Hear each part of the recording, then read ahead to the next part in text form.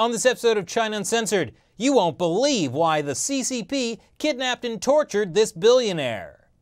Actually, if you watch this channel a lot, you probably will.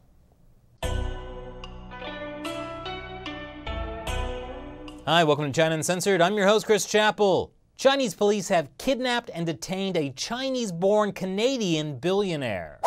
No, that's a different Chinese-born Canadian billionaire.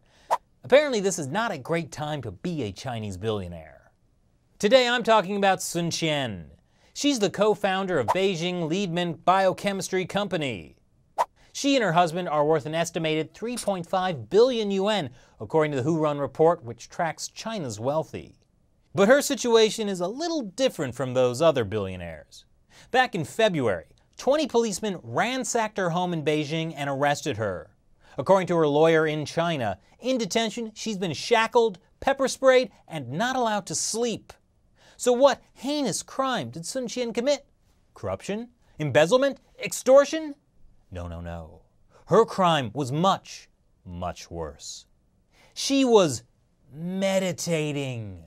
That's right, meditating. Sun Qian practices Falun Gong. Falun Gong is the meditation system the Chinese Communist Party has been persecuting for nearly 20 years.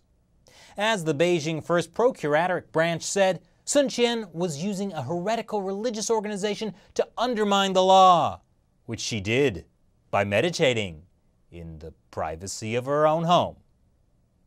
Now, meditating may sound pretty innocent, especially compared to all the horrible things corrupt Chinese officials have done. But if you've been watching China Uncensored for a while, you know that there's nothing the CCP fears more than Falun Gong and its dangerous principles of truth, compassion, and tolerance. Except possibly giant spiders. Well, what's that, Shelley? They're not afraid of spiders. So just Falun Gong then. These people quietly standing there and peacefully sitting there.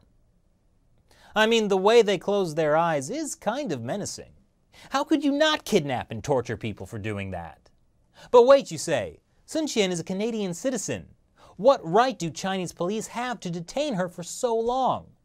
Well, even though she is a Canadian citizen, she also has a Chinese passport, and China doesn't recognize dual citizenship.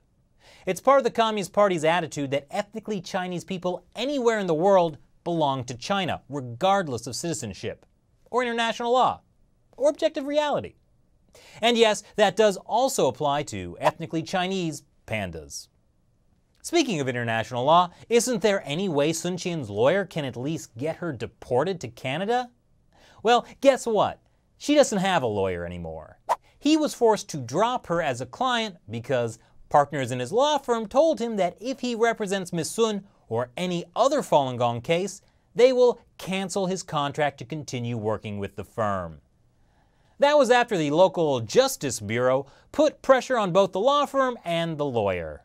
In China, justice isn't blind, it's dead. Now, what I want to make clear is Sun Qian wasn't publicly doing any Falun Gong related activities in China. She wasn't handing out flyers about the practice, protesting the party's persecution, or even doing the Falun Gong meditation exercises outdoors. After years of suffering from health issues, in 2014, she tried the Falun Gong exercises. She credits Falun Gong with alleviating her illnesses and continued to practice. So clearly, detaining her for meditating in her own home in Beijing is a bit of an overreaction. But this is the Communist Party, the same people who sent undercover police to watch the 12-year-old daughter of a Chinese human rights activist while she was at school, in the bathroom. Yeah, I'm not sure the party knows the meaning of the word overreaction. So now, how should we, as citizens of the free world, respond to the Chinese regime's absurd torture of Sun Qian? By keeping it as quiet as possible.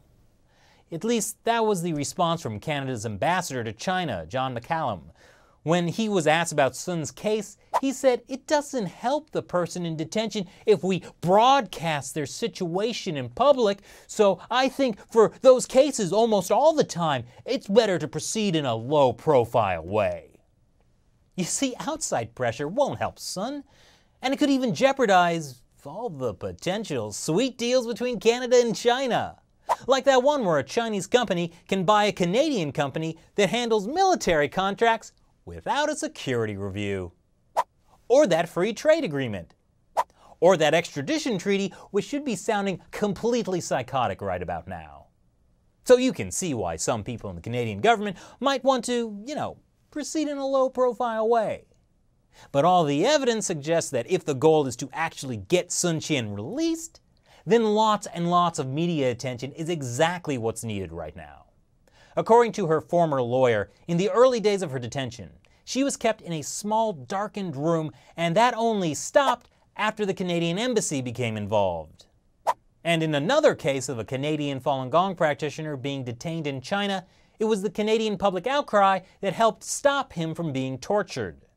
And after his case started to be a diplomatic embarrassment to China and Canada, he was released from a labor camp and sent back to Canada. Fortunately, there is a group of Canadian members of Parliament who are publicly calling for Sun Qian's release. MP Peter Kent said, "We think the Canadian government should be far more forceful in representing this Canadian citizen." But there's one Canadian who's willing to stand up to the Chinese Communist Party even more. Miss World Canada and friend of the show, Anastasia Lin. This week, she gave a speech at the United Nations Human Rights Council in Geneva calling for Sun's release.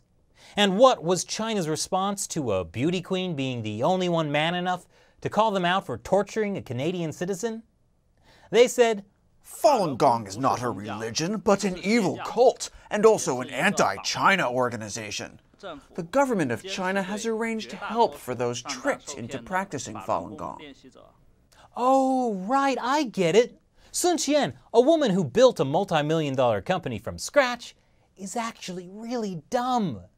She was tricked into thinking her health improved when practicing Falun Gong. But you see, what's actually improving her health is being chained to a chair and pepper sprayed in the face until the can is empty, and then sitting in her pepper-sprayed clothes for 10 days. It's all right here in the Communist Party's best-selling book, 10 Steps to Perfect Health with Chinese Characteristics. Let's see. Step 1. Admit that you're not as healthy as you look, or feel, or doctors tell you are. Step 2. Ask the Chinese police for help. And it looks like steps 3 through 10 are all just various torture methods. Makes sense. No wonder this book is a mandatory bestseller in China. Of course, Anastasia Lin is also taking a risk by speaking out. She's guilty of the same thing Sun is, being a Chinese-born Canadian citizen who practices Falun Gong. Though really, Anastasia's situation is even worse. She's gotten so much publicity. That really doesn't protect her from the Chinese Communist Party. I mean, imagine if they tried to do something to her.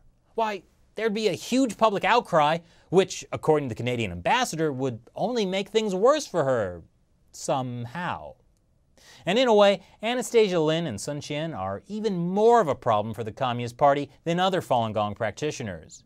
Because as you saw earlier, the party wants to pretend that people who practice Falun Gong are just dumb, misled sheeple. Old people who don't know any better.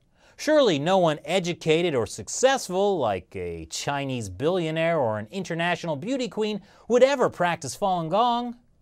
So Sun Qian is in trouble, and I bet you'd like to help put pressure on both the Chinese Communist Party and the Canadian government to rescue her.